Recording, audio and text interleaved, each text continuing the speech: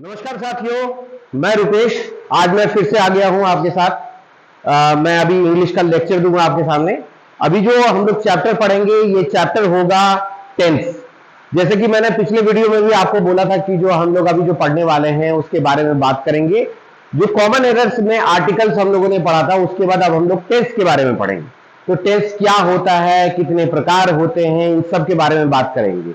वैसे तो एक वीडियो में ये सारा टेंस कवर नहीं होगा, तो इसे मैं दो पार्ट में बनाऊंगा।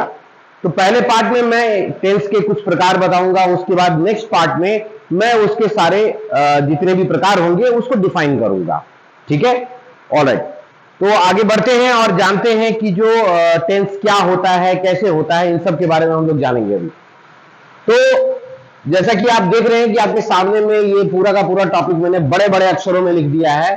Tense is the study of the forms of the verb means tense. क्रिया के विभिन्न रूपों को का अध्ययन करना ही टेंस कहलाता है। ठीक है, तो इसके काइंड्स मतलब कितने प्रकार होते हैं इसके बारे में भी हम लोग बात करेंगे। ये सब जानते हैं कि प्रेजेंट टेंस होता है एक वर्तमान काल, दूसरा होता है पास्ट टेंस जो भूतकाल जिसको कहते हैं, तीसरा होता है फ्यूचर टेंस यानी भविष्य काल। वर्तमान काल जो अभी समय में चल रहा है, ठीक है, और जो पास्ट हुआ जो बीत चुका है, और फ्यूचर जो आने वाला है, इसके बारे में बात करेंगे। देखिए, आपको मैंने पहले भी बोला था कि इंग्लिश एक फनी लैंग्वेज है। ठीक है, इंग्लिश का अपना ही अलग ही तरीके का नियम कानून होता है, उसमें कई सारे एक्सेप्शन होते हैं। इन सब के बारे में मैं आपको आगे बताऊंगा, जानते रहिएगा। अब यहां पर मैंने जैसे लिखा है इस पीडीएफ में आप देख रहे होंगे कि इन तीनों के चार चार उपभेद यानी कि प्रकार होते हैं। ठीक है, जैसे कि जिनका कि ग्रामिक वर्णन आगे किया जा रहा है। अब कैसे है यूसेज इसका टेंस का, उन सब के बारे में हम लोग बात करते हैं। देखिए, जो भी है उसका क्या प्रयोग है उन सब के बारे में अभी मैं बताऊंगा। सिंपल टेंस, ठीक है, सिंपल प्रेजेंट टेंस जो होता है इसके बारे में मैं आपको पहले बताऊं। ठीक है, सिंपल प्रेजेंट टेंस को प्रेजेंट इंडेफिनिट टेंस भी कहते हैं। ठीक है, इसका फॉर्मूला क्या होता है इसको जानिए। ठीक है, इसके फॉर्मूला को सब लोग नोट कर लीजिए।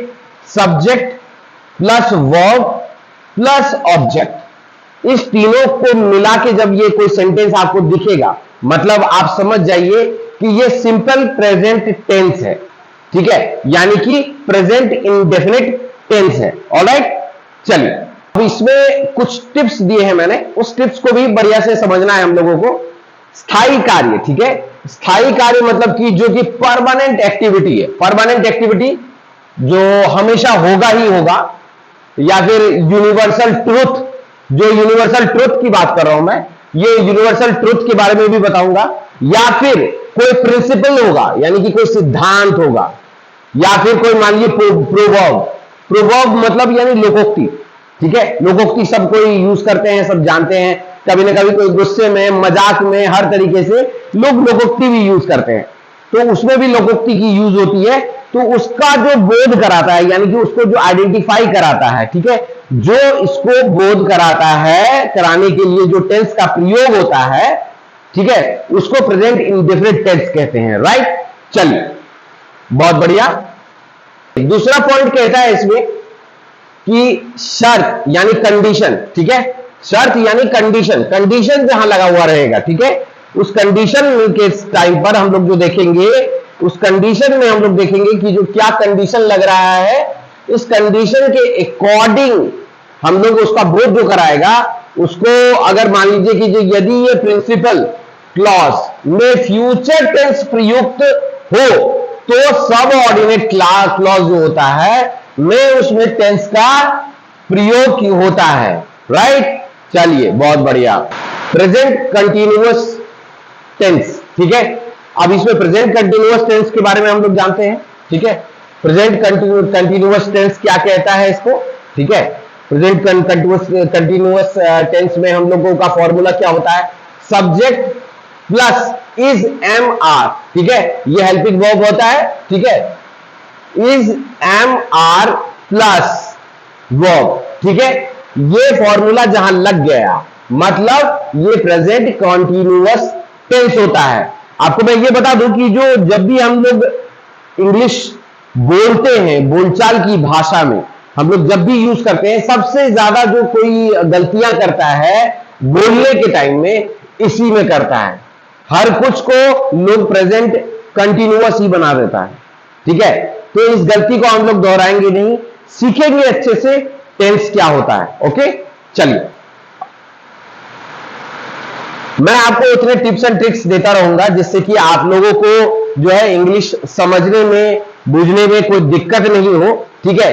अब देखिए अगला पॉइंट क्या कहता है, ऐसे कार्यों, एक्शंस, एक्शंस का मतलब होता है जो भी एक्शन हो रहा है, ठीक है, जो बोलने के वक्त जारी हो, कंटिन्यूअस रहे, ठीक है, के लिए टेंस का प्रयोग होता है, ठीक है। अब देखिए अगला पॉइंट क्या है इसमें, इसी में अगला पॉइंट क्या कहेगा, ठीक है, इसको समझना है हम लोगों को।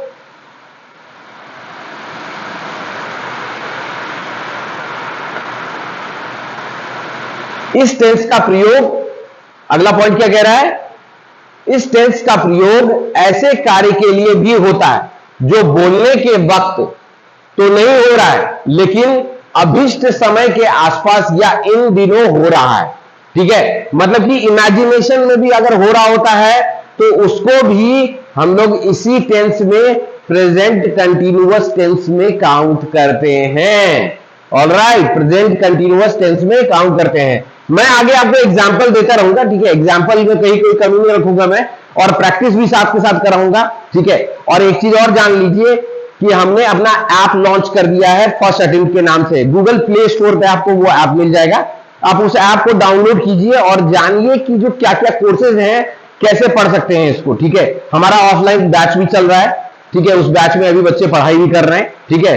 बारिश हो तूफान हो, हम आपके लिए वीडियोस लेके आते रहेंगे, ठीक है, और साथ के साथ आपको जो है हम लोग वो सारी जानकारी देंगे जिससे कि आप सीख सकें। ऑलराइट, चलिए बहुत बढ़िया।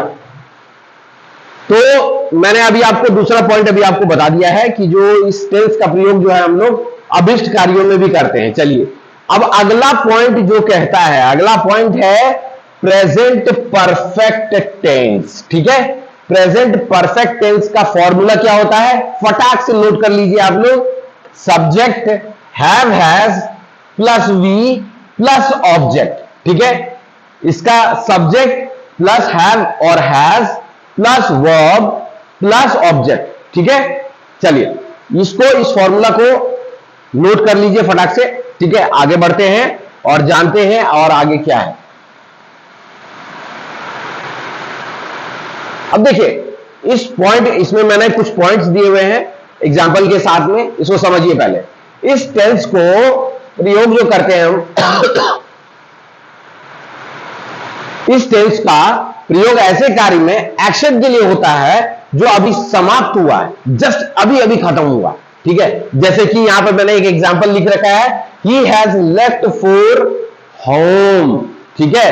अब इसके बाद अगला पॉइंट क्या कहता है, पॉइंट नंबर 2, पॉइंट नंबर 2 कहता है इस टेंस के प्रयोग ऐसे कार्य का बोध कराने का है के लिए होता है जो भूतकाल यानी पास्ट में आरंभ हुआ और वर्तमान में चल रहा है, जारी है, प्रेजेंट में चालू है, ठीक है। इस प्रकार के इमोशन, भाव के साथ में सिंस या फॉर का यूज करते हैं, सिंस या फॉर का यूज करते हैं। अब ये सिंस और फॉर में भी बहुत गलतियां होती हैं, इसको कैसे करेक्ट करेंगे ये भी मैं आगे बताऊंगा आपको, ठीक है। आवश्यकता अनुसार होता है, जिसके जैसा नीड होता है उसके हिसाब से होता है।